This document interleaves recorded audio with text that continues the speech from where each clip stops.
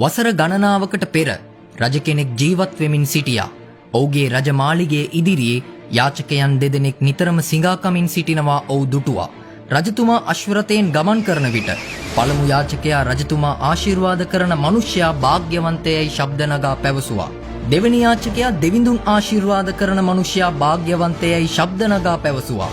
රජතුමාට පළමු යාචකයා පැවසූ වචනය ඉතා විශිෂ්ටව තිබුණා.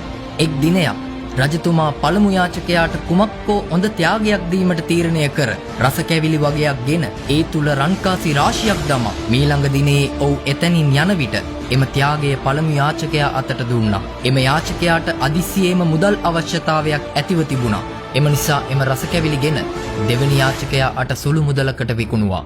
දෙවෙනි යාචකයා නිවසට ගොස් රස කැවිලි අතරේ තිබූ රන්කාසි දැක දෙවිඳුන්ට ප්‍රශංසා කළා. එම රන්කාසි විකුණා ඉතා ධනවතෙක් බවට පත් වුණා. මීළඟ දිනේ රජතුමා අශ්වරතයෙන් ගමන් කරන විට යාචකයා රජමාලිගයේ ඉදිරිපිට සිට නැවත රජතුමා ආශිර්වාද කරන මිනිසයා භාග්‍යවන්තයයි පැවසුවා. ඔහු සමග සිටින්නා වූ දෙවෙනි යාචකයා එම ස්ථානයේ සිටියේ නැත. රජතුමා අශ්වරතය නතර කර මා දුන්නා වූ රස කැවිලි නුඹ කෑවාදැයි ඔහුගෙන් ඇසුවා. එවිට ඔහු නෑ රජතුමනි, එම රස කැවිලි මාගේ ළඟ සිටියා වූ අනිත් යාචකයා අට මා විකුණුවා. ඉන්පසු මා ඔහු දුටුවේම නැතේයයි පැවසුවා. එවිට රජතුමාට වැටහුණා සැබවින්ම දෙවිඳුන් ආශිර්වාද කරන මිනිසයා භාග්‍යවන්තයයි.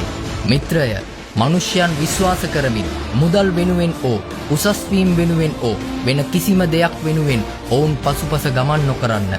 අනවශ්‍ය ලෙස ඔබගේ කාලයයි වැයවන්නේ. සිත් අමනාපද ඇතිවේ. ආස පොළව මැවූ දෙවිඳුන් අට ඔබගේ අවශ්‍යතාවය පවසා විශ්වාසයෙන් බලා සිටින්න. එතුමානන් ඔබ සිතනවාට ඉල්ලනවාට වඩා ඔබට දීමට කැමැතිව සිටිනවා, බලවත්ව සිටිනවා. එතුමා කෙරෙහි පමණක් බලා සිටින්න.